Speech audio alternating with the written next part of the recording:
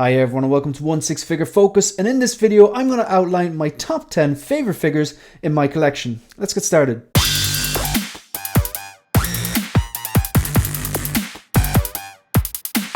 So a few weeks ago I put this poll up on my story on my Instagram, that's at 16 Figure Focus, and I basically asked my followers to vote which video did they want me to make. Now I've gone ahead and made all three. The first one here, Collectors Say, is live up on my YouTube channel already. The Collection Tour Mark II is also live up there. Feel free to check them out after watching this video. And right now you're watching top 10 figures in my collection. So let's take a look. So coming in at number 10, this is MMS 515. It's basically an original trilogy Stormtrooper. If you've been following the channel, you know I'm a trooper collector and I love troopers. So there's always going to be at least one trooper in my top 10. And call me boring, but there's something about those original trilogy figures, and this is my favorite Stormtrooper design. Out of all the troopers, this is my favorite design. Just the normal original trilogy, shiny, straight up and down, regular white Stormtrooper. I just think nothing screams Star Wars, especially nothing screams Star Wars original trilogy than a normal white straight up and down Stormtrooper. So that is coming in at number 10. Coming in at number 9 is TMS 015, the Mandalorian and the Child Deluxe version. So this is the first Beskar version they did in 1/6 scale. Obviously it came with the hover pram, it came with Grogu, it came with obviously the Beskar, not the chrome version. A bit salty now. Some people in the community were very annoyed that they've gone ahead and announced another one that's up for pre-order. So this is actually sitting, it's still in Sideshow, it's everywhere, it's been free shipping, dropped down. You can pick this up. I actually think this is a great set. This should have been like a DX. It has enough stuff in it to be considered a DX. You get like two different versions of Grogu, one regular, one to put in the hover pram, which obviously the hover pram comes with its own kind of little stand as well to stand in next to Mandalorian. Maybe if you're having that classic walking pose or something like that. Comes with the terrible sand base, of course, but that's probably the only negative thing I could say about this. Apart from maybe it's not chromed up. It still looks very shiny in the shelf. You can see it right here behind me. It's a posable enough figure. It has a fat suit, but like I haven't removed it. I understand if you remove it, you get more posability out of it. For me personally, I didn't do any of that. I just kind of forced it into position that I wanted to be in. So what else does it come with? It comes with the rifle, it comes with the blaster, it comes with all his accessories, the grappling hook, the flamethrower, the whistling birds. It comes with the Camtona with the Beskar, the hover pram, two different versions of Grogu. Grogu comes with the Mudhorn Signet. It's a fantastic set. It gets a lot of hate. I think people dropped it like a hot snot as soon as that new shiny chrome Mandalorian, which looks fantastic, was announced, the one with the head sculpt. But I think I'm going to hang on to this. Maybe in the future, maybe I don't know, maybe I do see the chrome version comes out well and I might want to sell it, whatever. But I just really love it and I don't sell it much, so I'm keeping it for now. Coming in at number 8, I don't think this figure gets enough love. So this is the MMS 564. These are all 1/6 scale. I kept it simple. I didn't include any vehicles either. So this is obviously Thanos. It's the battle damage Thanos from Endgame. Out of the 3 versions of Thanos, I think this is the one to have. I know a lot of people prefer the Infinity War one because, you know, that's the one he won. But for me, I'm a sucker for battle damage and scarring and stuff like that. I think it adds a lot more character and detail to these amazing pieces. And I just think the armor is amazing. It's on point, it's twisted, it's gnarled. You have the broken, the blade that he has. There's 2 different kind of head sculpts as well. You got the helmet, and of course you got the actual proper nano gauntlet, which looks gnarled and broken up and lights up and everything. So this is a fantastic piece. It's actually a gift from a friend. So yeah, really like this piece. So coming in at number 7, there was no way the DX19 was not going to make this list. I love this figure. I don't know where I even start. The Dark Knight trilogy is my favorite trilogy. Batman's my favorite superhero. The Dark Knight is one of my favorite movies of all time. Christopher Nolan's amazing, Bale's amazing, Ledger's amazing. The DX19, look, if I just say one bad thing about it, it doesn't really pose that well, but to be honest, it does most of the poses that I wanted to do, that I had in mind. Not this one here though. You can't really get the elbow up that high, but what does it come with? It's my favorite batsuit. It comes with, like, it does have improved articulation over, say, its predecessors like the DX02. It has obviously that stunning likeness to that suit, which is my favorite bat suit. Has a great Christian Bale head sculpt. The cape is actually quite good. I thought I'd have to buy a custom cape, but I'm happy with the cape that comes with it. They've actually improved it. I'd imagine the custom capes are better, but I still really like this figure. It has the neoprene undersuit, so it does offer better articulation than its predecessors. Look, it's still not like you know, an amazingly articulated figure, but it's just a great piece. It's just a great piece. I mean, you've got the EMP gun, you've got the sticky bomb gun, you've got the usual stuff like batarangs, grapnel gun, and the smoke bombs he comes with. The head sculpt is great. It's just, I was always going to like this figure. I think they absolutely nailed the proportions and the correct height as well. Coming in at number 6. This figure was one of the ones that I picked up and I was like, right, it's original trilogy figure. I got a great deal on this. I got this shipped for $300. The thing was like new. The person must have looked after it as good as he looks after his kids, to be honest. The head sculpt is outstanding. There's something about original trilogy figures. They just stand out. It looks so lifelike on the shelf. For a relatively simple figure, it's an old guy in a robe. Like, let's face it. The likeness to Alec Guinness is on point. The contrast between the dark brown outer robe and the inner kind of cream garments he wears, even the simple belt that he has with the little clip that you can hold the lightsaber clip or hang the lightsaber clip on it. Even the lightsaber, the detail in the lightsaber looks fantastic. The robe sits very well. It has the kind of pointed hood as well, like which is movie accurate. And look, when I think Obi-Wan Kenobi, I think original trilogy Alec Guinness is a fantastic piece. Coming in at number 5, another original trilogy. It's the third original trilogy figure on this list. There's just something about it. They just scream. It's like the vintage look. They look really rustic as well. They look realer than, say, something out of the Marvel universe. And I love Marvel figures and DC figures. So this is MMS 585. It's the Snowspeeder Luke from Empire Strikes Back. Apologies, not the great picture. I was kind of did this bit in a rush, but where do I even start? You can see the detail on the helmet. The helmet is the trump card for me. I don't think Hot Toys have ever fully nailed Mark Hamill's likeness, but they are getting better and better.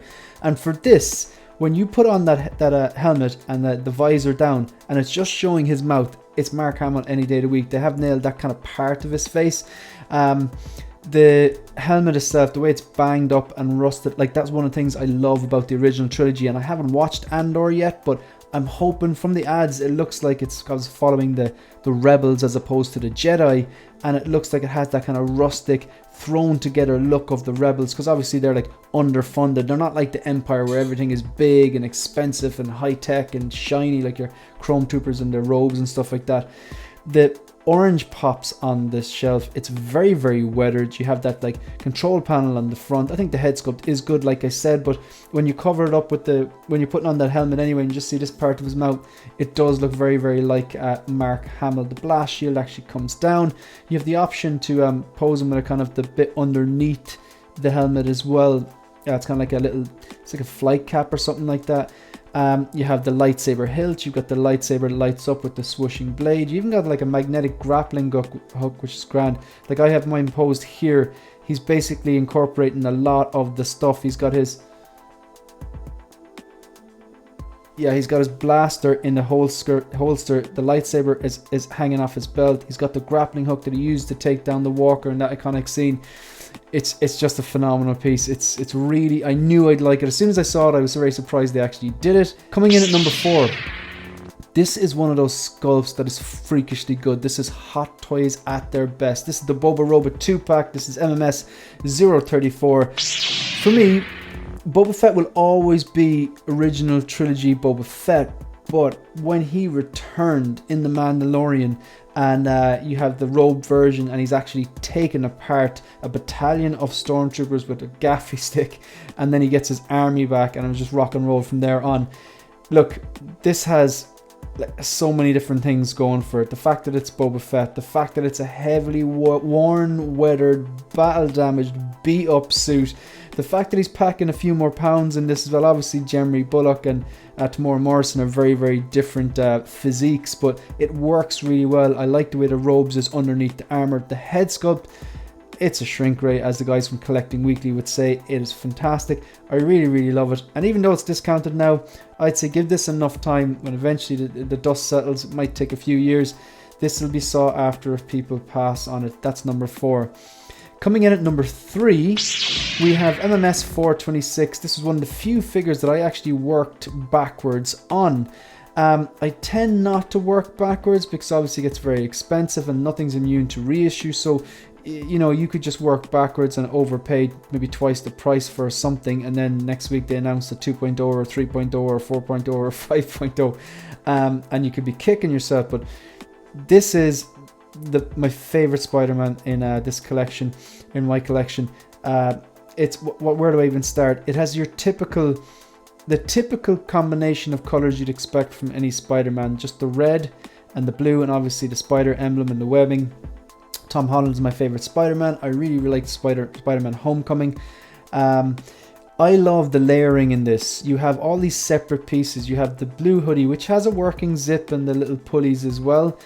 You have the blazer, which can go on outside of that. You can pose, and this is exactly how I have mine posed, with the hood up, with the headphones, the backpack as if he's on his way to school, in the science book. I mean, I'm a science teacher, so that was always going to score brownie points with me. But what I really love about it is you can incorporate, this is one of those figures where you can incorporate so many of the accessories, and it doesn't actually look, out of place. Like, think about that. You've got the hoodie, the blazer, the headphones, the science book, the backpack. That's 5 there right off the bat, and it doesn't look bulky. Like, the tailoring, they all these separate pieces, they sit really nicely on top of each other, and it's just fantastic.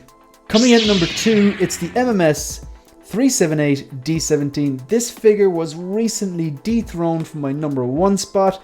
It is the Sideshow exclusive. That doesn't mean anything. It's the Hot Toys diecast Mark 6.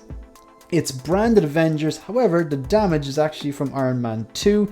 It is diecast. It is my favorite Mark out of all the Iron Man suits, the Mark 6 with the triangular shaped arc reactor that first appeared in Iron Man 2 and then continued on to a lot of screen time in Avengers, which obviously Avengers 2012 is a kind of a modern classic. It's got battle damaged faceplate, as you can see here, battle damaged chest plate, has the clean swap out version as well, the usual light up features and swap out hands. It's got these laser effects that are used in Iron Man 2.